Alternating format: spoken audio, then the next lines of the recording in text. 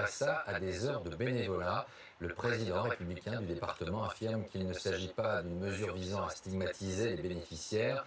Outre le débat politique, reste à savoir si cette initiative relève juridiquement de ses prérogatives. Tiffany Tricorno, Stéphanie Lafuente, Odile Barthélémy. C'est un département qui ouvre une brèche. Dans le Haut-Rhin, les 20 000 allocataires devront réaliser 7 heures de bénévolat par semaine pour toucher le RSA.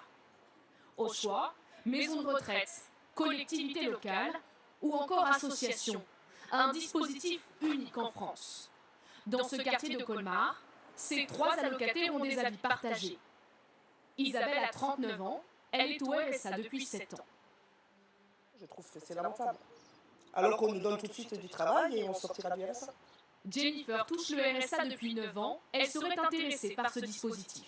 Pour moi, ça me ferait sortir de chez moi, rencontrer des autres gens, peut-être justement aussi m'aider à trouver du travail, rencontrer d'autres personnes que de rester coincé chez moi dans mes 4 murs.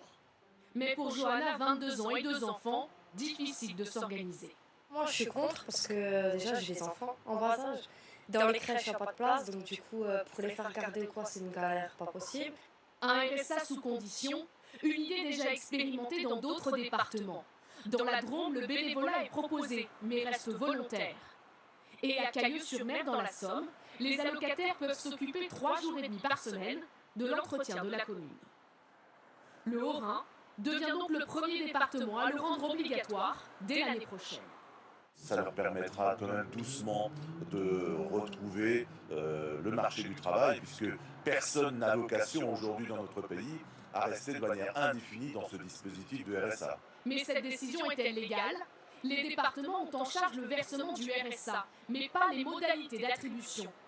Associations ou préfets pourraient donc contester la mesure devant la justice au nom de l'égalité entre les citoyens.